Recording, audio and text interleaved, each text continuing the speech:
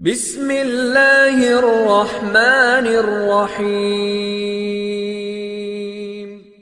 जनाब डॉक्टर जाकिर साहब, मैं इस प्रोग्राम में आने में थोड़ा सा देर हो गई मेरे को, और अगर मैं यहाँ नहीं आ पाता तो शायद अपने आप को ज़िंदगी भर माफ़ नहीं कर पाता। आगरा की सरजमी पर आके आपने ये जो रोशनाई जगाई है, ये वाकई में हम तो उस अल्लाह ताला से दुआ करेंगे, अल्लाह ताला से दुआ करेंगे कि आप जैसे 10-20 और नेक दिल और इतने पढ़े लिखे, इतने इंटेलेक्चुअल आदमी और पैदा करें, जिससे कि जाके आप भारत का कोना कोना, देश का कोना कोना रोशन करें। तहे दिल से स्वागत आपका। मेरा एक छोटा सा सवाल से पहले थोड़ा सा, एक हमारे भी गुरु ग्रंथ साहब के अंदर गुरु नानक साहब ने पूरी दुनिया का चक्कर लगाया, जिसके अंदर मक्का मदीना भी शामिल है। और जैसा कि एक सवाल इससे पहले हो चुका है कि गैर मुस्लिम जो है मक्का मदीना में अलाउड नहीं, या वहाँ का कैंटोनमेंट जो है अलाउ परमिशन नहीं देता। मगर ये तो तय है, आप मानते हैं, इस्लाम मानता है, हम मानते हैं, हमारे ग्रंथों के अंदर दर्ज है।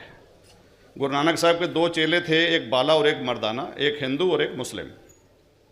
मर्दाना की बहुत ख्वाहिश थी कि मुसलमान जब तक पूरा मुसलमान नहीं कहलाने का हकदार, जब तक कि वो काबा का दर्शन ना कराए, तो गुरु नानक साहब उसको लेके और काबा गए।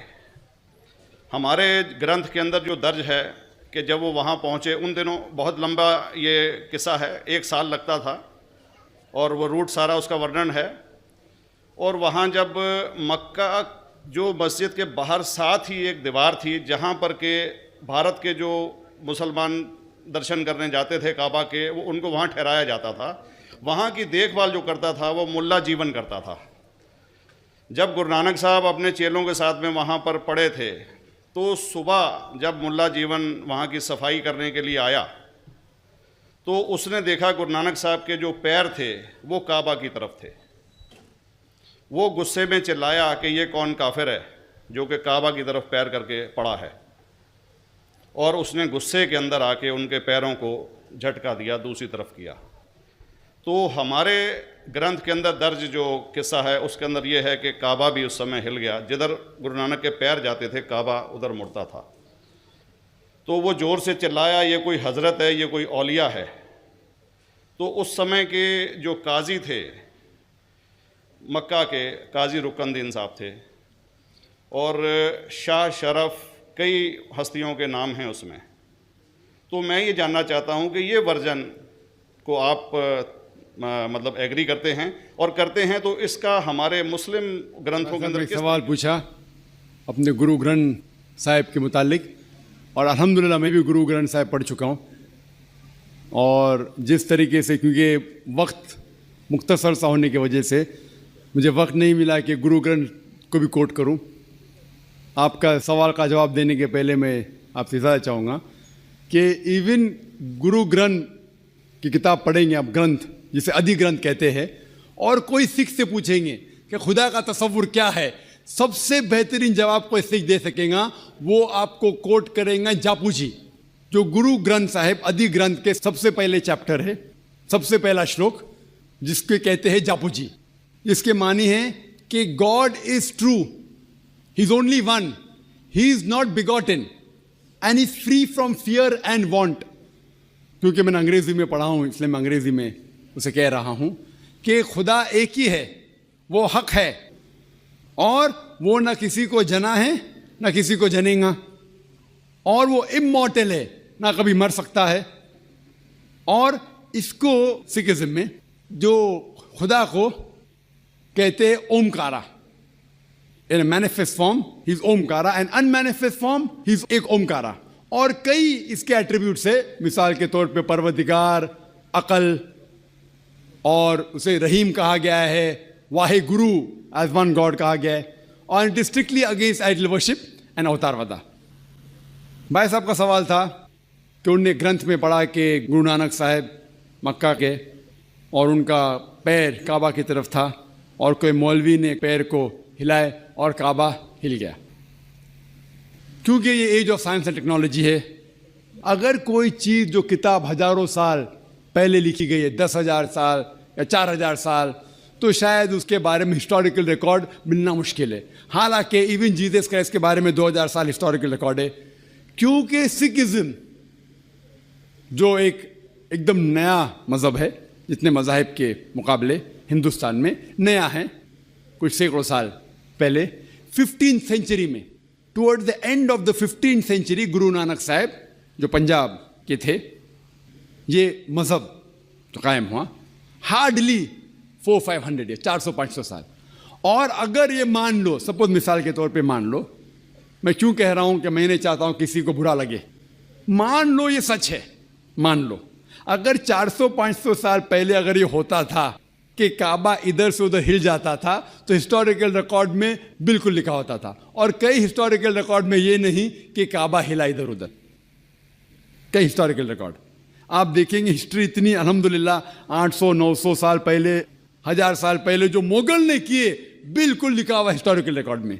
तो ये कहना कि गुरु नानक साहब वहाँ गए और काबा हिल गया, ये बिल्कुल साइंस के खिलाफ है, क्योंकि साइंस में कोई भी रिकॉर्ड नहीं है, वहाँ के देश के रिकॉर्ड में कहीं भी नहीं कि काबा हिला।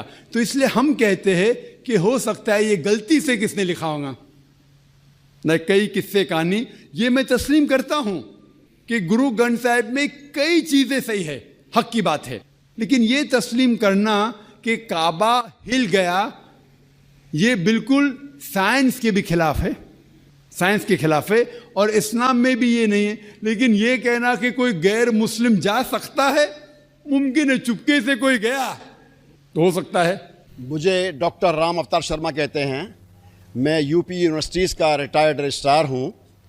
जाकिर साहब, आपके विद्वत्तापूर्ण भाषण से, तकरीर से हाजरीन के दिल और दिमाग पर जो इस्लाम के प्रति श्रद्धा और आस्था जागृत हुई है, उसके लिए सारे हाजरीन की ओर से मैं आपका शुक्रगुजार हूँ, आभारी हूँ और आपका अभिनंदन करता हूँ। इस्लाम बहुत सशक्त है और उसको परिभाषित जो आपने आयतों से उनकी संख्या नंबर दे करके, वेद और पुराणों के संख्या उनके नंबर दे करके जो सिद्ध किया है खुदा के एक होने के बारे में, वो हमारे दिल और दिमाग पर उतर गया है। मैं सारे संसार में शांति लाने के लिए इस्लाम को बहुत काबिल और सशक्त समझता हूँ। दुर्भाग्य से बिन लादेन इस्लाम के सिद्धांतों को छोड़ करके जो मानवता का रक्त बहा रहे हैं, निर्दोष लोगों के प्रति मार रहे हैं, आपका संगठन उनको राह पे लाने के लिए कुछ प्रयास क्या कर रहा है? धन्यवाद।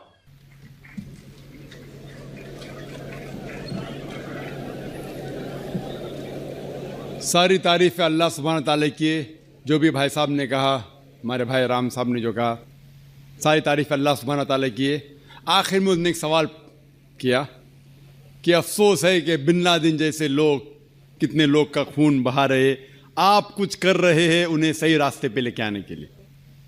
पॉइंट नंबर 1, कुरान में अल्लाह सुब्हान ताला फरमाते, सूरह हुजुरात में सूरह नंबर 49 आयत नंबर 6, जब भी कोई चीज़, कोई भी शख्स कोई भी चीज़ कहता है आपको, उसकी पहली तहकीक करो और फिर दूसरे तक पहुंचाओ।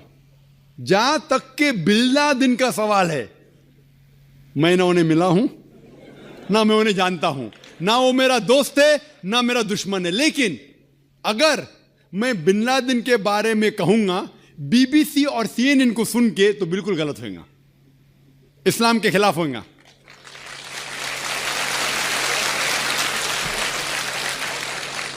मैं ना बिन लादेन का दोस्त हूं, ना उनका दुश्मन हूं, लेकिन मैं बीबीसी और CNN को अच्छी तरीके से जानता हूं।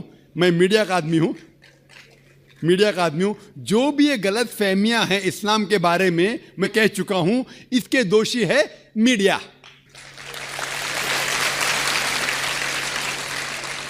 अगर आप कहोगे कि मैं बिन लादेन के बारे में कहूं खाली मीडिया को सुन के, CNN और BBC में, तो मैं कुरान के खिलाफ जाऊंगा, और मैं कुरान के खिलाफ जाना नहीं चाहता हूं। लेकिन आपने जो कहा कि खून बहा रहा है 1000 लोग का, ये बिल्कुल सही है।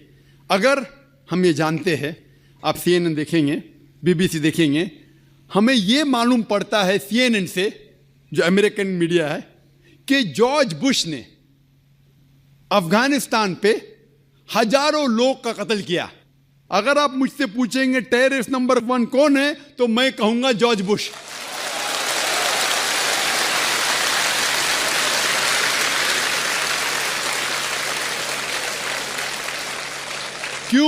क्यों मैं कहता हूं इस्लाम मुझे इजाजत देती है? क्यों? उसका CNN स्टेशन है, और जो सबसे ताकतवर मुल्क दुनिया में अमेरिका, सबसे कमजोर मुल्क अफगानिस्तान के ऊपर हमला करता है, हजारों लोग का कत्ल करता है।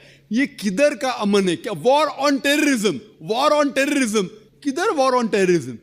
ये लोग को बेवकूफ बनाया जा रहा है। मान लो, सपोज मिसाल के तौर पे मान भी लो, क्या बिन लादेन ने कुछ गलत काम किया? बिन लादेन ने 11 सितंबर को वर्ल्ड ट्रेड सेंटर में प्लेन डाला, मान लो मिसाल के तौर पे, मान लो सही भी है। अगर ये सही भी है कि बिन लादेन जाके अफगानिस्तान में छुपता है, कौन इजाजत देता है जॉर्ज बुश को हजारों अफगान की जान लेने के लिए? कौन इजाजत देता है? ये तो सिर्फ दाव पेज है पॉलिटिक्स का। अगर आप पढ़ेंगे अमेरिकन साइट के ऊपर, इंटरनेट पे जाएंगे, तो कितने अमेरिकन लोग ने कहा कि ये वर्ल्ड ट्रेड सेंटर को किसने गिराया? कितने हाइपोथेसिस है। मैंने कहता हूं कौन सही है। कितने हाइपोथेसिस में यह भी लिखा है कि जॉर्ज बुश ने खुद किया। मैं नहीं कहता, अमेरिकन लोग कहते। मैं ये नहीं कहता हूं कि ये जो लिखा है सही है। ये सही भी हो सकता है, गलत भी हो सकता है, इसकी तहकीक में नहीं किया हूं। लेकिन ये जानना जरूरी है, अगर आप मीडिया की बराबर जांच पड़ताल करें, तहकीक करें, तो ये पॉलिटिशियन लोग अपने वोट के लिए किस तरीके से इंसान की जिंदगी से खिलवाड़ करते हैं। मिसाल के तौर पे अभी इराक में Saddam Hussain, weapons of mass destruction. देखो, मैं सद्दाम हुसैन का भी दोस्त नहीं हूं। अफसोस होता है कि जो चीज वो कर रहे इस्लाम से कई दूर है। वो इस्लाम के नाम के ऊपर मेरे हिसाब से, जो मैं जानता हूं उनके बारे में, कलंक है। वो अलग बात है। लेकिन फिर भी उसके खिलाफ जो जॉर्ज बुश ने कहा, वेपन ऑफ मास डिस्ट्रक्शन, कितने महीने हो गए, एक भी वेपन मिला नहीं मिला। खुद अमेरिकन इन्वेस्टिगेशन कह रही है, क्या जानबूझ के उन लोगों ने अटैक किया इराक के ऊपर, अफगानिस्तान के ऊपर ऑयल के लिए? तो आप मुझसे कहेंगे कि मैं क्या कोशिश कर रहा हूं कि जॉर्ज बुश तक के पैगाम पहुंचाऊं। कई लोग कहते, जब मैं तकरीर करता हूं, कि कई मुसलमान कहते कि या अल्लाह सुब्हाना व तआला जॉर्ज बुश को मौत दे। मैं ये नहीं कहता हूं। अगर आप पढ़ेंगे तारीख और मोहम्मद सल्लल्लाहु अलैहि वसल्लम की जिंदगी के बारे में, जो 2 शख्स जो इस्लाम के मुखालिफ थे, दोनों का नाम था उमर। मोहम्मद सल्लल्लाहु अलैहि वसल्लम ने ये दुआ की कि दोनों में से एक उमर को हिदायत दे। तो मैं भी दुआ करता हूं कि जॉर्ज बुश को अल्लाह ताला हिदायत दे। जो शख्स इतना ताकतवर है, इस्लाम के खिलाफ काम कर सकता है, अगर अल्लाह उसे हिदायत दे तो इंशाअल्लाह इस्लाम के लिए कितना फायदेमंद हो सकता है। और ये बात मैं अमेरिका में भी कहा हूं, वो सही रास्ते पे आए या ना आए, मेरा काम है। अल्लाह ताला कहते फज़क्किर इन्नमा अंत मुज़क्किर, मेरा काम है जिक्र करना, हिदायत देना तो अल्लाह के हाथ में। अगर आप देखेंगे कि अनफॉर्चुनेटली, अफसोस की बात है कि मीडिया के जरिए कितनी गलत फहमियां फैलती है। एक आम मिसाल दूंगा मैं, कि जब हिंदुस्तान आज़ाद नहीं था, ब्रिटिशर्स इस देश के ऊपर हुकूमत कर रहे थे, उस टाइम 60 साल पहले कई हिंदुस्तानी इस देश के लिए झगड़ा कर रहे थे। सही है कि नहीं? झगड़ा कर रहे थे। लेकिन ये लोग जो अपने देश की आजादी के लिए झगड़ा कर रहे थे, ब्रिटिशर्स लोग उन्हें कहते थे टेररिस्ट, दहशतगर्द। लेकिन हम आम हिंदुस्तानी कहते थे कि वो है देशभक्त, पेट्रियट। सेम इंसान, सेम काम कर रहा है, लेकिन 2 लक़ब, 2 डिफरेंट लेबल्स। अगर आप ब्रिटिशर्स के नजरिए से वाकिफ है कि उन्हें हक है हिंदुस्तान के ऊपर हुकूमत करना, तो आप बेशक कहेंगे कि ये जो लोग थे भगत सिंह और जो लोग देश के लिए झगड़ रहे थे, उनको आप कहेंगे टेररिस्ट, दहशतगर्द। लेकिन अगर आप हिंदुस्तानी के नजरिए से वाकिफ है और ये तस्लीम करते हैं कि ये जो ब्रिटिशर्स लोग हैं तिजारत करने के लिए हिंदुस्तान में आए थे, उन्हें कोई हक नहीं हम पे हुकूमत करना। आप कहेंगे कि ये लोग देशभक्त थे, दहशतगर्द नहीं थे। सेम आदमी सेम काम कर रहा है, 2 डिफरेंट लेबल्स। तो इसीलिए लेबल देने के पहले हमें यह तहकीक करना चाहिए वो किसके लिए झगड़ रहा है। लोग मुझे पूछे कि बॉम्ब ब्लास्ट करना सही क्या गलत है? गलत है, आमतौर पे गलत है। मैंने कह चुका हूं मैं तकरीर में, अगर कोई भी इंसान एक दूसरे इंसान का कत्ल करता है सिर्फ 2 वजह के लिए, अगर न कातिल हो या इस धरती पे फसाद फैला रहा है, इस 2 वजह के अलावा कोई भी इंसान दूसरे इंसान का कत्ल करता है, वो ऐसा है कि सारे इंसानियत का कत्ल कर रहा है। लेकिन हमें यह देखना चाहिए कि हमारी तारीख ये कहती है कि हिंदुस्तान में भी कई लोग थे जो आज़ादी के लिए झगड़ रहे थे, लेकिन इनको ब्रिटिशर्स ने कहा दहशतगर्द। उसी तरीके से आज मैं ये नहीं कह रहा हूं कि बिन लादेन अच्छा है क्या खराब है, मैं ये नहीं कह रहा हूं कि वो अच्छा इंसान गलत है। अल्लाह वाला मैं नहीं जानता हूं, तो मैं ना उन्हें सपोर्ट कर रहा हूं ना बिन लादेन के खिलाफ जा रहा हूं, लेकिन उसे गलत कहने के पहले मुझे प्रूफ चाहिए। जब अफगानिस्तान ने कहा जॉर्ज बुश से, क्या मुझे प्रूफ दो क्या उसने वर्ल्ड ट्रेड सेंटर को तबाह किया है, वो प्रूफ दे रहे किसको? टोनी ब्लेयर को। प्रूफ दे रहे किसको? मुशर्रफ को। अरे भाई प्रूफ दो अफगानिस्तान को ना। क्या प्रूफ मिला?